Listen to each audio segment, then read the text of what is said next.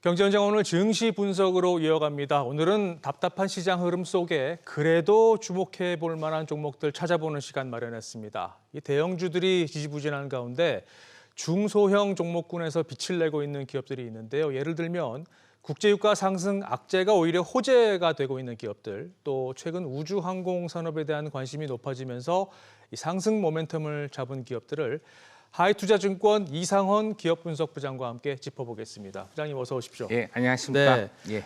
먼저 최근 국제유가 흐름이 좀 증시에 부담으로 작용하고 있잖아요. 예. 이 시장 상황 좀 어떻게 보고 계십니까? 유가 흐름 어떻습니까?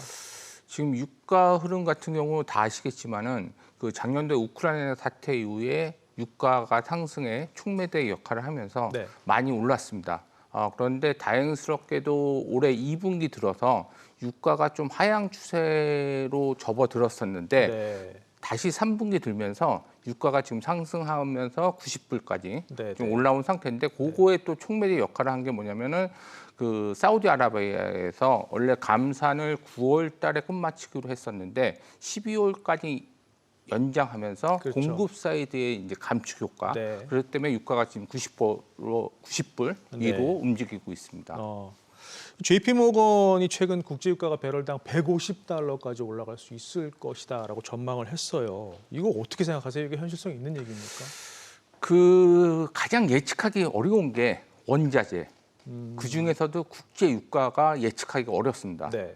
왜냐하면 이제 사람마다 의견이 틀릴 수 있고 또 경제의 한 축을 담당하고 있기 때문에 네. 철저하게 수요 공급의 원리도 있겠지만은 알게 모르게 보이지 않는 손이 있기 때문에 네. 예측하기 어려운데 이제 골드만삭스의 논리도 맞는 것 같고 뭐 다른 분의 얘기도 맞는 것 같은데 제 얘기를 좀 말씀드리면 네. 아까 공급 측면에서는 감산이 이제 12월까지 일어나는 거고 특히 이제 수요 측면에서는 이제 경기가 좋아야 되거든요. 네. 그런데 앞으로 경기 예측이 여태까지 고금리 상황에 있었기 때문에 네. 경기가 긴축될 수밖에 없다는 네. 그런 의견들이 많이 있고 특히 미국에서 드라이빙 시즌이 끝마쳤습니다.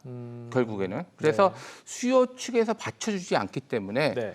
100불 이상 가기에는 제 생각에는 어렵다고 생각을 하고 있고 그렇지만은 또 공급 사이드에서 간축을 하기 때문에 또 90불에서 엄청나게 또 떨어지기도 어렵고 그래서 어중간한 이 부분에서 상당 부분 지속이 될 것 같다 그렇게 예측을 하고 있습니다 저는. 지금 고유가가 어쨌든 지금 말씀하신 대로 상당 부분 지속될 것으로 시장도 예측을 하면서 이게 악재로 작용을 하고 있잖아요. 예. 그런데 유가 상승에 수혜를 입는 기업들도 있단 말입니다. 예. 뭐 대표적으로 뭐 플랜트 기업이나 석유화학 이쪽이 지금 좀 전망이 좀 있어 보이는데 어떤 종목들을 좀 주목해서 볼 필요가 있을까요? 그 고유가가 되면서 그 수혜를 받을 수 있는 기업들은 뭐냐면은 중동 지역 같은 경우에는 재정이 고유가에 따라서 결정이 되고 네. 자기가 무슨 도시를 건설할 거나 아니면 뭐 플랜트 대규모를 발주 줄 때는 고유가 상황에서 발주를 주거든요. 네. 그러니까 아까 말씀드렸듯이 고유가가 지속이 되면은 중동 지역에서 발주가 많이 나오면서 플랜트 관련된 수주를 많이 받을 수 있는 기업들. 네. 제가 오늘 가지고 나오는 피팅하고 밸브를 만드는 하이로 코리아. 네. 그리고 또 하나 말씀드릴 거는 뭐냐면은 그 유가랑 LNG 가격은 거의 연동이 돼 있습니다. 네. 그렇기 때문에 유가가 올라가면은 LNG 가격이 올라갈 수밖에 없기 때문에 네. 그런 부분에서 LNG 기업에 투자한 회사들.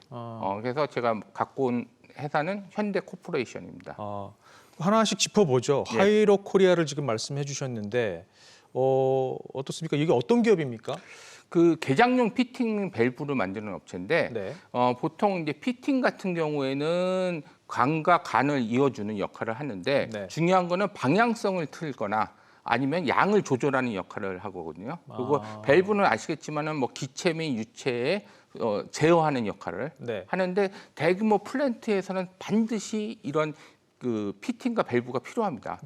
그렇기 때문에 여러 가지 산업에 사용할 수 있죠. 뭐 육상, 해상 플랜트라든지, 네. 뭐 발전용이라든지, 아니면 조선 기자재, 뭐 그렇게 사용할 수 있어서 네. 그런 부분들이 중동 지역에서 지금 뭐 여러 가지 플랜트라든지 그런 것들이 고유가 때문에 발주가 많이 나오면서 지금 수주가 많이 증가되고 있고 네. 수주상은 잠깐 말씀드리면은 지난해 제가 이제 고유가라고 말씀드렸잖아요. 네. 그러니까 재작년 대비 작년에 한 35% 그 수주가 증가되면서 한 1,928억 정도 했는데 네. 올해 같은 경우에도 지금 이제 하반기 때 고유가가 지속이 되고 있고 여러 가지 사항으로 특히 뭐 LNG 플랜트라든지 중동 지역에서 그다음에 해양 플랜트라든지 이제 그런 부분들의 발주가 나올 거라고 보고 있어서 올해도 네. 뭐 신규 수주가 한 1,900억 이상 되면서 수혜가 가능하다 그렇게 보시면 될 것 같습니다. 지금 수주가 는 거는 확실한데 이게 지금 계속 이어질지도 궁금해요. 올해까지는 지금 뭐 늘었다고 말씀하셨잖아요. 내년 그 이후 또 계속해서 이 근데 추세가 갈까요? 아까 말씀드린 이제 고유가가 지속이 되면은 특히 이제 해양 플랜트 같은 경우에는 그 어느 정도 그 유가가 올라가야지 해양 플랜트 개발을 하거든요. 왜냐면 네네. 해양 플랜트 개발 자체가 원가비가 많이 차지하고 있기 네. 때문에. 근데 지금 2013년 이후에 해양 플랜트 수주 발주 규모가 최대입니다.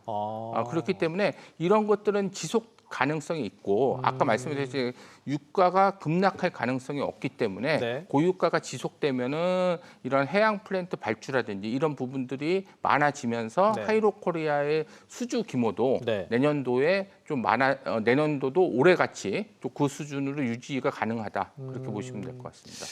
지금 이 말씀을 듣고 혹시 관심이 있으신 분들을 위해서 이거 지금 주가 밸류에이션은 지금 어떻게 돼 있습니까? 지금 올해 예상 기준으로 퍼 기준으로 한 8배 정도 되고 있기 때문에 네. 뭐 충분히 뭐 상승 여력은 있을 거라고 보고 있고 또 중요한 거는 지금 뭐 지수가 안 좋습니다. 그렇죠. 그렇지만 이제 추석 이후에 이제 실적 시즌을 많이 맞이하기 때문에 또 실적 관련 실적 그 개선주로 네. 또 주목을 받을 수 있기 때문에 좀 주목하시면 될 것 같습니다. 그렇군요. 예. 자, 앞서 또 짚어주신 현대코퍼레이션도 살펴보죠. 이 기업은 어떤 기업이고 또 실적은 어떤지 좀 소개해 주시죠. 현대코퍼레이션은 상사입니다. 상사 말 그대로 뭐 여러 가지 상품, 뭐 제품에 대해서 이제 판매하는 사업을 하는데 특히 이제 철강 부분, 네. 뭐 승용차 부분, 그다음에 석유화학 부분 그런 부분들이 있습니다. 그런데 이제 그 유가도 올랐지만은 상반기 때 철강 가격도 많이 올랐습니다. 네. 그 덕택에 이제 실적이 좋았는데 하반기는 지금 철강 가격 자체가 지금 빠지고 있어서 네. 하반기 실적은 상반기보다는 둔화될 거라고 보고 있는데 아. 아까 말씀드렸듯이 이제 그 본 사업보다는 LNG 개발에 투자한 지분이 있기 때문에 네.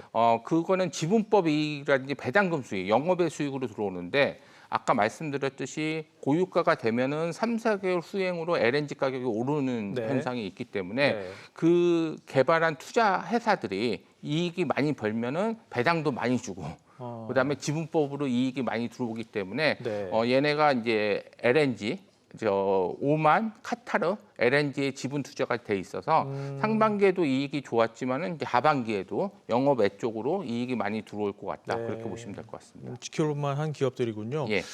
그 LNG 말씀을 하셨는데 지금 SK E&S는 어때요? SK E&S는 SK의 90% 자회사고 주력 회사인데 네.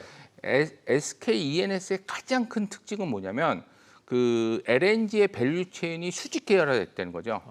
그러면 이제 업스트림부터 말씀드리면 뭐 인도의 탕구 지역이라든지 네. 호주 지역, 특히 미국의 세일가스를 수입해서 직도입해서 우리나라에 적용하는데 얘네가 이제 보령 LNG 터미널을 가지고 있어서 네. 거기다가 한 다음에 이제 운반해서 자기네 그 발전 자회사들 네. 뭐 여주 발전소라든지 등등등이 있거든요. 네. 그래서 발전소를 하는데 왜 이 수직 계열화가 중요하냐면 아까 제가 말씀드렸듯이 그 유가가 오르면 LNG 가격이 오릅니다.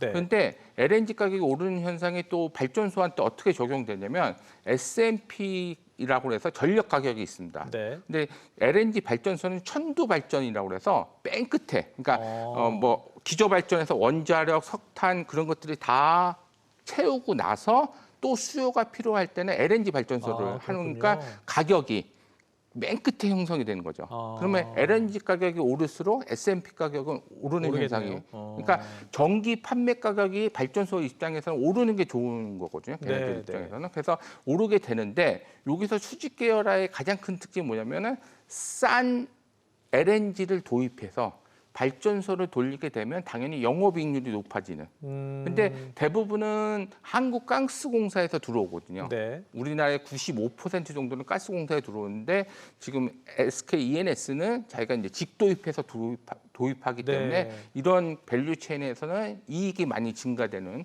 구조로 될 수 있다. 그렇게 보시면 될 것 그렇군요. 같습니다. 주가 흐름은 어떻습니까? SK E&S는 비상장 회사고, 근데 네. SK는 여러 가지 그 자회사들을 네. 거의 한 200개 자회사들을 가지고 있어서 네. SK의 주가는 지금 안 좋은 상황입니다. 안 좋죠. 안 좋은 상황인데 제가 이제 말씀드릴 것이 고유가 상황에서 이제 SK E&S가 하반기 때 실적이 좋아지게 되면은 90% 자회사이기 때문에 이 비중도 높아지면서 그렇겠군요. 좀 SK도 반등의 모멘텀을 찾지 않을까 그렇게 보고 있습니다. 그렇군요. 예.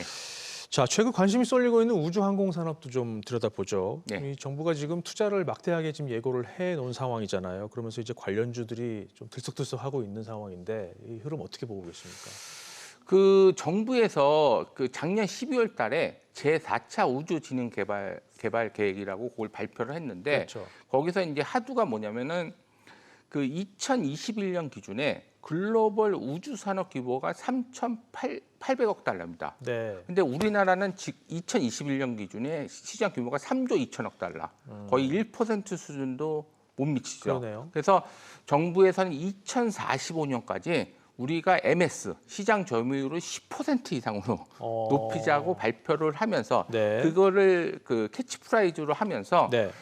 투자를 2021년도에 7,300억 투자했던 거를 2027년까지 1조 5천억 2배 수준으로 늘리자. 네. 그러니까 투자가 확대되면 당연히 우주 산업 뭐 인공위성이라든지 그런 것들을 발사도 많이 하고 또 투자가 활성화되기 때문에 요와 관련된 정부에서 투자가 확대되면서 요 네. 관련주들도 많이 확대가 될 수 있다. 네. 수혜를 볼 수 있다. 그렇게 보시면 될 것 같습니다. 그럼 어떤 종목들을 좀 주목해 봐야 되나요? 제가 이제 주목해서 볼 종목은 AP성하고 i3 시스템 네. 두 종목을 갖고 나왔는데 네. AP위성 같은 경우에는 인공위성 뭐 본체라든지 탑재체 뭐 그런 것들을 만드는 업체입니다. 네. 그래서 특히 이제 탑재체 같은 경우에는 인공위성이 그 기능을 역할하는 걸 탑재 컴퓨터라고 해서 네. 걔네들의 기능을 역할을 하는 부분이 있는데 이 그 인공위성 사업은 특히 진입 장벽이 높습니다. 왜냐하면 레퍼런스가 있는 회사만 진입을 할 수 있기 때문에 그렇군요. 그래서 이 부분에 대해서 계속 지금 AP성은 레퍼런스가 있고 네. 최근에 KPS라고 해서 한국 그 유소 그저 유법 아니 갑자기 네. 한국 그 항법 네. 시스템 네. 용어를 갑자기 네. 한국 항법 시스템에 대한 유성을 만들기 위해서 1호기부터 8호기까지 지금 2035년까지 3조 5천억을 들어서 사업을 하는 사업이 있는데 네. 그 부분에 대해서 1호기 관련해서 수주를 받았습니다. 탑재 컴퓨터에. 한 번 받았으니까 이제 2호기부터 8호기까지 연달아서 받을 수 있기 때문에 네. 아까 제가 말씀드린 진입 장벽이 높고 레퍼런스가 있기 때문에 네. 충분히 그거에 대한 수주 가능성 그런 것들의 성장성이 좀 부각이 될 것이다 그렇게 보시면 될 것 같습니다. 그렇군요. 또 하나 짚어주신 그 i3 시스템 예. 이 기업은 어떤 기업입니까? 적외선 영상 센서 기업인데 네. 이 기업 같은 경우에는 적외선 영상 센서는 이제 군용으로 많이 사용하고 있고요. 그렇죠. 특히 이제 카메라 그래서 우주 산업에서는 적외선 영상 카메라에서 많이 사용되고 있습니다. 네. 지금은 다 해외 쪽 걸 썼는데 이걸 이제 하기 위해서 지금 노력하고 있기 때문에 네. 이런 우주 산업에 대한 성장이 많이 반영이 될 거, 수혜를 볼 수 있을 거라고 보고 있고 네. 또 중요한 건 뭐냐면은 지금 방산 부분에 네. 많이 그 조준경이라든지 그런 부분에 많이 들어가고 있습니다. 우리가 많이 사용되고 있고 또 국산화되고 있어서 네. 이 방산 부분의 매출이 증가되는 부분들이 있고 또 해외 쪽의 매출처가 다변화되면서 또 매출이 올라가고 있어서 네. 실적 개선 속도가 빨라질 거라고 보고 있습니다. 혹시 성장의 뭐 변수나 리스크는 없나요? 이 기업들이? 이 기업들이 성장의 리스크 같은 경우에는 어차피 이제 정부랑 같은 사업을 하기 때문에 정부에서 혹시나 그 발주를 조금 지연돼서 두게 되면 리스크가 있는 거고 네. 그렇지만은 지금 상황에서는 아까 정부의 의지 또 방산 부분을 키워가겠다는 정부의 의지가 크기 때문에 뭐 네. 당분간은 좀 없을 거라고 보고 있습니다. 이 밖에 방산주에서 좀 눈여겨볼 만한 종목은 뭐가 있을까요? 지금 보시면 이제 유도 무기를 만드는 LIG 넥슨 같은 경우에는 네. 이제 유도 무기 수출 가능성이 많이 높아졌기 때문에 네. 그런 거에서 수혜를 받을 것 같고 네. 그다음에 K9 자주포 변속기를 만드는 업체가 S&T 다이나믹스입니다. 네. 그 업체 같은 경우도 어제 4,300억 수주 공시를 했기 때문에 네. 그런 수주가 매출로 반영되면서 네. 실적이 개선되는 부분도 있고 네. 그다음에 한국 항공우주 같은 경우에는 그 폴란드로 가는 FA50이 3분기부터 매출로 본격적으로 잡히면서 네. 상반기 때 실적이 안 좋았는데 아. 3분기부터 실적이 껑충 뛰는 그래서 실적 개선주로 좀 부각이 될 수 있다. 그 정도 보시면 될 것 같습니다. 네. 자, 오늘 여기까지 들어야 될 것 같습니다. 예. 네. 지금까지 하이투자증권 이상헌 기업 분석 부장과 함께 주요 종목 짚어봤습니다. 고맙습니다. 네, 고맙습니다.